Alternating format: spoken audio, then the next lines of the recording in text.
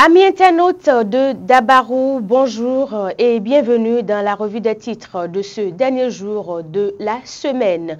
Le quotidien Maison titre ce matin: reproduction humaine, fausse couche, le vain douloureux combat des femmes en quête de maternité, Université de Parakou, élevage climato-intelligent en Afrique de l'Ouest.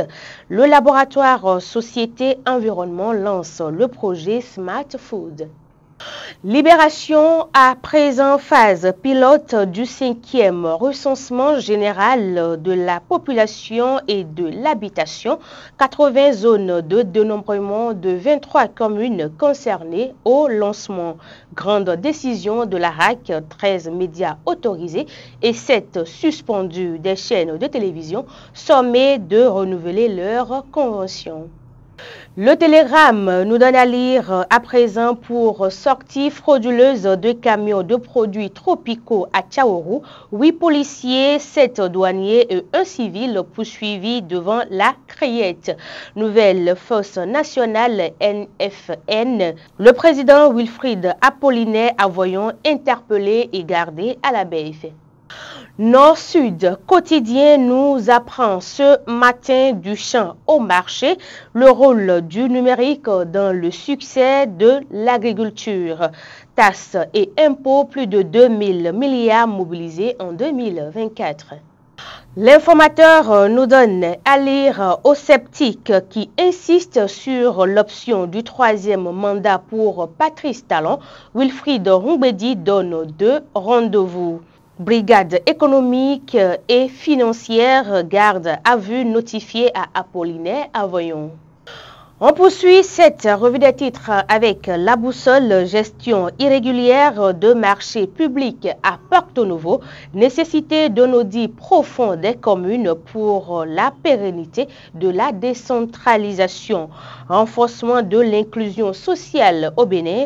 Le gouvernement innove dans la prise en charge des enfants autistes. Le progrès à présent, visite ministérielle à l'ANPE, un bilan encourageant. Pont de Womé, le gouvernement dément les rumeurs sur son coût réel. La priorité à présent, élection générale de 2026, la Sénat s'active malgré l'inertie des politiciens. Sommet climat, chance Europe-Afrique 2025, lumineuse communication de Luc Atropo.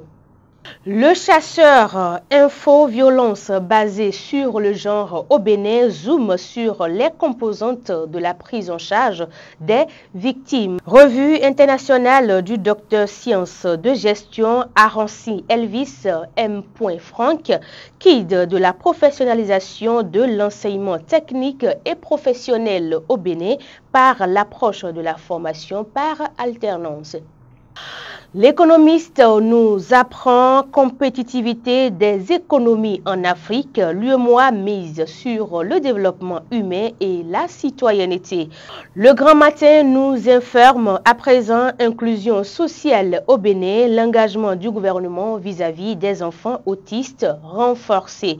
Conférence mondiale du Carité 2025, un enjeu économique et environnemental crucial.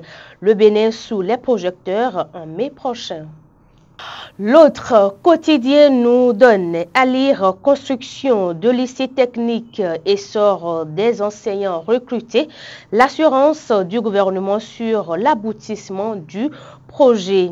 Recensement général de la population et de l'habitat 5, la phase pilote du dénombrement prévu pour ce mois d'avril.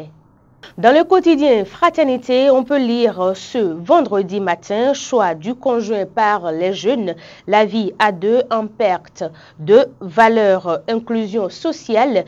Le Bénin renforce son engagement en faveur des enfants autistes. La nation, exploitation efficiente des bases de données d'Interpol, magistrats et officiers de police judiciaire plus aguerris, régulation de la presse au Bénin, des radios et télévisions mises en demeure. Le matinal nous apprend traque des agents de santé indélicats des bandades au CNHU HKM. Matin libre titre ce vendredi gestion des ressources humaines sous la rupture, la République des cumuls. Bénin, un opposant de plus interpellé. Et pour refermer cette revue des titres, à présent les autres titres du quotidien Maison d'Abaro. Parakou décédé suite à une bavure policière, une prière dite à l'intention de Faisal Orou ce jour. 5e édition du Festival international Zogben à Parakou devenait partenaire d'un méga festival, signe de l'unité dans la diversité. Mesdames et messieurs, ce sera tout pour cette revue des titres. Merci de nous avoir suivis. Toute l'équipe de Dabaro TV vous souhaite un très bon week-end.